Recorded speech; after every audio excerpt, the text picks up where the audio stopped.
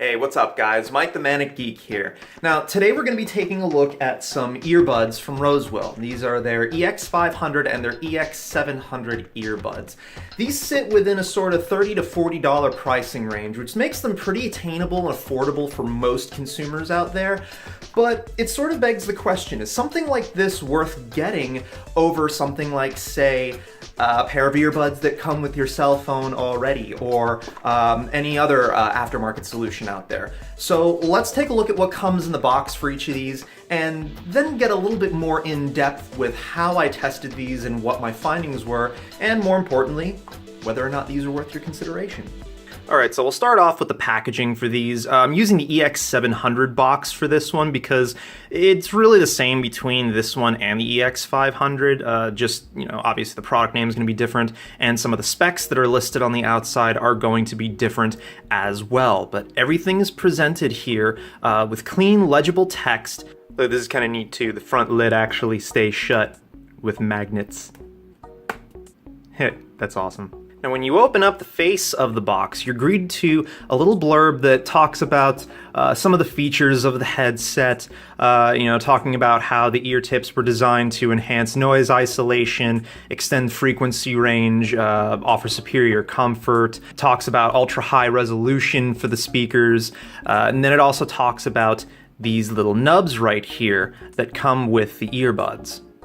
Now, you essentially get two versions of these. The gray ones, which are the standard ones and come on the earbuds when you purchase them, but then you also have these clear ones that are labeled as treble enhancement. Now, you can clearly see that there is a visual difference in how these cones are shaped differently from one another, and realistically, and shockingly, it actually does wind up making a difference. Using the clear cone versus the gray one gives you not only an enhanced treble experience throughout the entire range of usable volume for these earbuds, but as a result, you also get cleaner and tighter bass when you're listening to music. It's nice to have the option for the both of these, but I kind of feel like this should have just been the one that came with it to begin with. Or who knows, maybe you just genuinely don't like a whole lot of treble and bass in your music. That's your choice. Now you can see here this also comes with 3 different sizes for each of the cone styles, with the medium ones coming installed for you on the earbuds when you purchase them. Now, also included with both the EX500 and EX700 is this little carrying pouch to keep the little ear adapters in, as well as your earbuds when you're carrying them around. It's a pretty simple pouch. It's made of a sort of leatherette material with a suede-like interior, so it's not going to scuff anything up. Ultimately, it's nothing super fancy, but it's going to get the job done, and it's at the very least going to contain the tangled mess that your earbuds ultimately always turn into to one spot.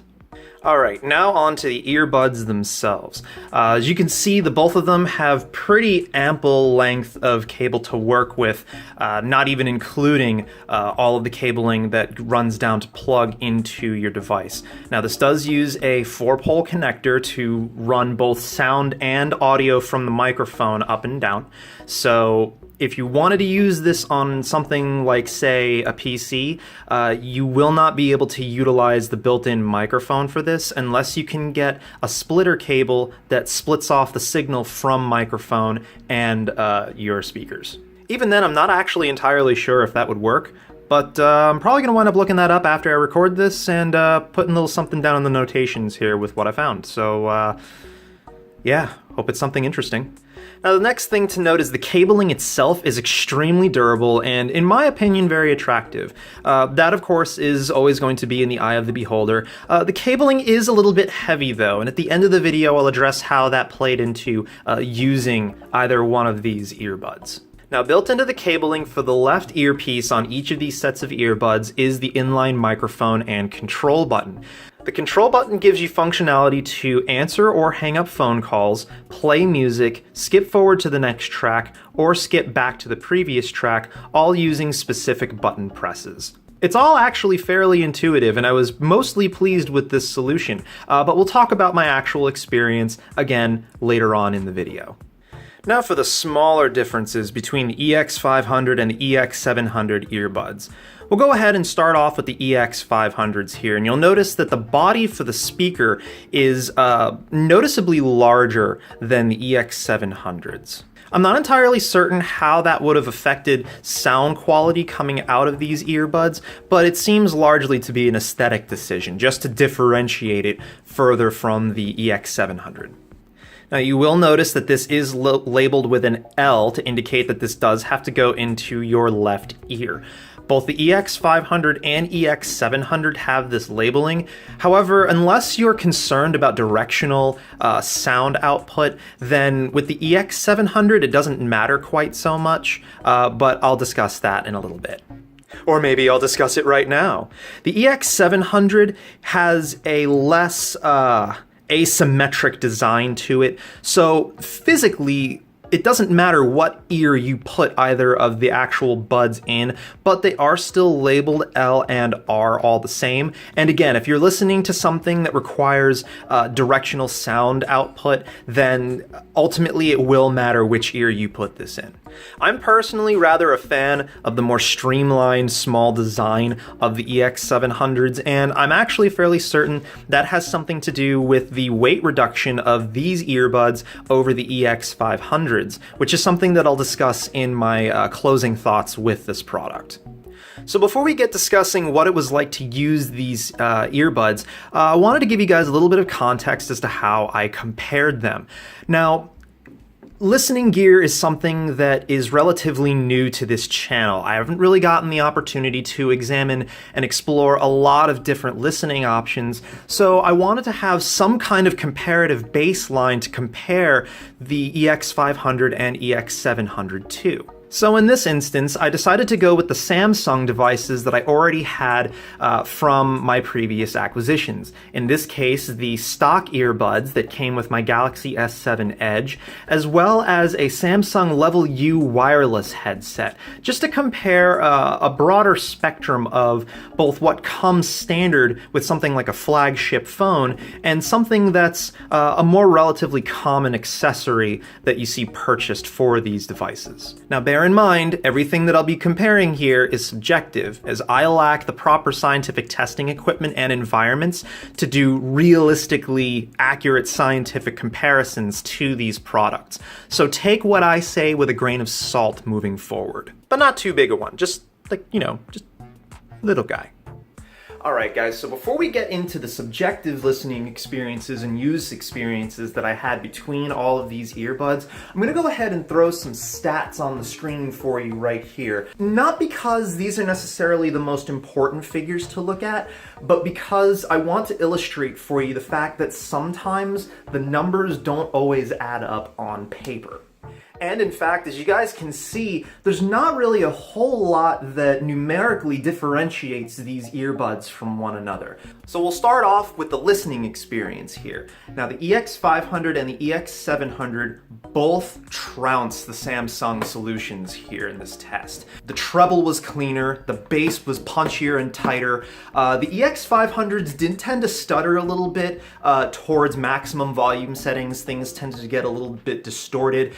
Things like cymbals, snare drums, certain string instruments tended to get a little bit jarring at higher volume settings. However, this was probably one of those instances where that tiny numerical difference in the specs between the EX500 and the EX700 wound up making a perceivable difference in the listening experience here, since the EX700s have a lower impedance speaker with a higher frequency range associated with it, which means it's taking less power to drive them and they have a cleaner sound that gets produced as the volume increases. At least that's my understanding of it, guys. Let me know down in the comments below if there's anything else that I really need to consider when looking at numbers like these, because again, this is sort of uncharted territory for the channel, and it's something that I'm going to be learning along with you guys. But based on my understanding of these specs, the EX700's differences there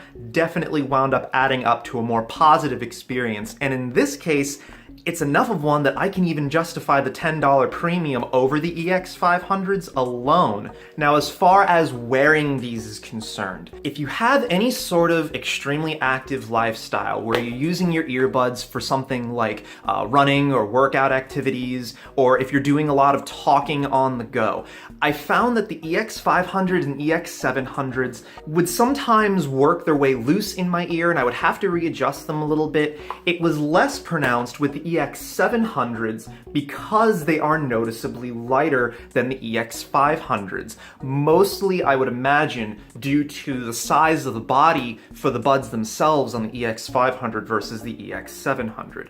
So this is one of those instances where, again, the numbers did actually tell the story that we expected to hear. Now, in terms of overall comfort while you're wearing these as part of an active lifestyle, I unfortunately do have to give the nod to the Samsung solutions here, and that's largely because of how their earbuds are designed. They're shaped more like your ear canal actually is shaped, both inside and out. So in terms of the fit, that's going to be a little bit more consistent across all of the user base, but your individual mileage may vary with these earbuds. And remember, they do come with 3 different sizes for each of the cones that sit on the end of these. So depending on the shape of your inner ear, you may actually find that these will wind up fitting you a little bit better than even the Samsung solutions do. Now, as far as inline control functionality is concerned, shockingly, I actually found that the Rosewill solutions provided more meaningful feedback on my Galaxy S7 Edge than the Samsung branded units did.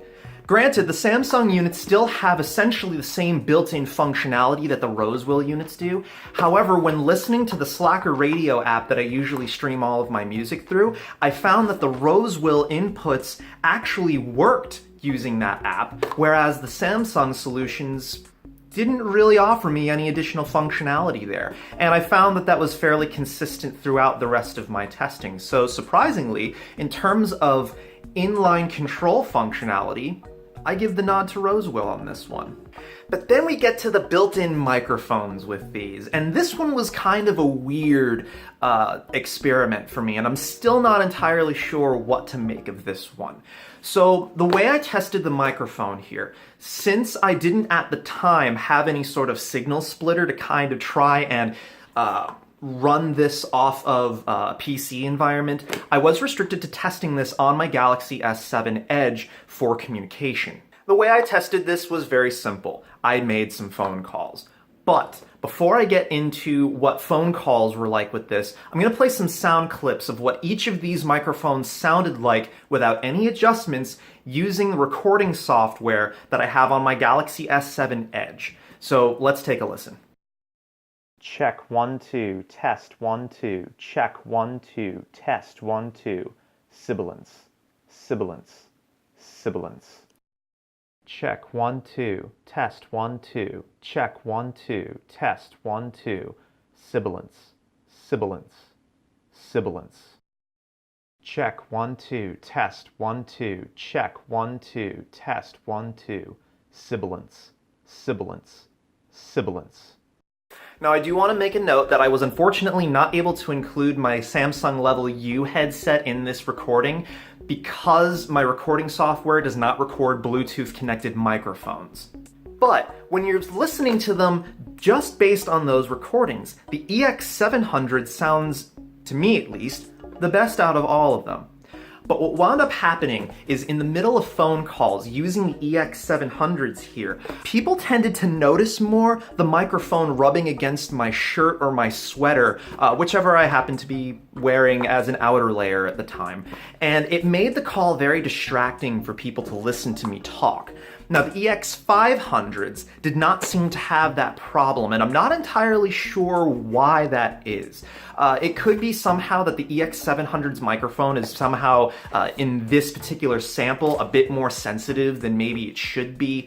Whereas with my Samsung solutions, I really didn't have that problem. Of course, that's to be expected. These devices are made by the same people that make the phone that I use for all of my testing, so I would genuinely hope that their own branded microphone is excellent for phone calls. So I guess that brings us to overall conclusion time. what is my overall impression of the EX500 and the EX700? Quite frankly, I feel like for the money, you're going to be really hard-pressed to find a better overall user experience between the EX500 and the EX700. Subjectively, both of these solutions provide better sound quality than either of the Samsung solutions that I tested for this video. Bass was rich, reasonably tight and punchy, treble was accurate and not jarring until you hit the highest levels of volume, and you don't really lose anything in the mids there. In fact, there were certain songs that I've listened to for years that I was able to pick up new sounds out of with these earbuds. It was kind of weird.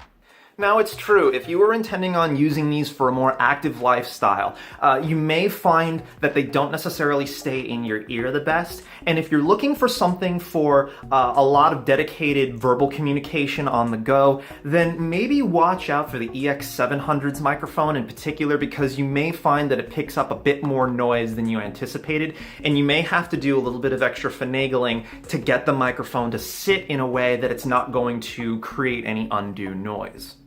Specifically, I could recommend either of these for an individual that's focused primarily on listening to music, and more than likely even a bit of mobile gaming as well that doesn't require a lot of verbal communication between yourself and your teammates. As I did actually do some gaming testing with all of the earbuds as well, and I found that these were actually extremely good for gaming and even did a really good job of reproducing directional noise in games. So it made it a lot easier for me to determine where something was coming from so that I could take an appropriate action. But at $30 for the EX500 and $40 for the EX700 earbuds, I have a hard time not justifying putting these on your short list of considerations for earbuds, especially if you're looking to keep things inexpensive. And more importantly, not sacrificing quality in the process. So guys, that's gonna wrap it up for this video for right now. Hit me up down in the comments below. Let me know what you thought of some of the testing methodology that I used here, and let me know if there's anything that you'd like to see me include in the testing for things like headsets, earbuds, and things like that, because I've got a couple of other sound-related videos that I'm gonna be doing here soon on the channel, and I'd like to get you guys' input. Remember, audio with this channel is going to be a learning experience for both myself and the viewer. So any feedback that you guys give me, everyone's going to learn about in the process, and I'm going to be including that in all of the videos moving forward. Also, sound off and let me know if any of you actually own any of these products and what your personal experiences have been with them. Also, be sure to give me a thumbs up on the video if you liked it. Get subscribed if you haven't done so already. I've got a lot more videos coming out soon. And as always, I will catch you guys next time. Take it easy. Granted, I could not include the level U in this testing because unfortunately my software does not record Bluetooth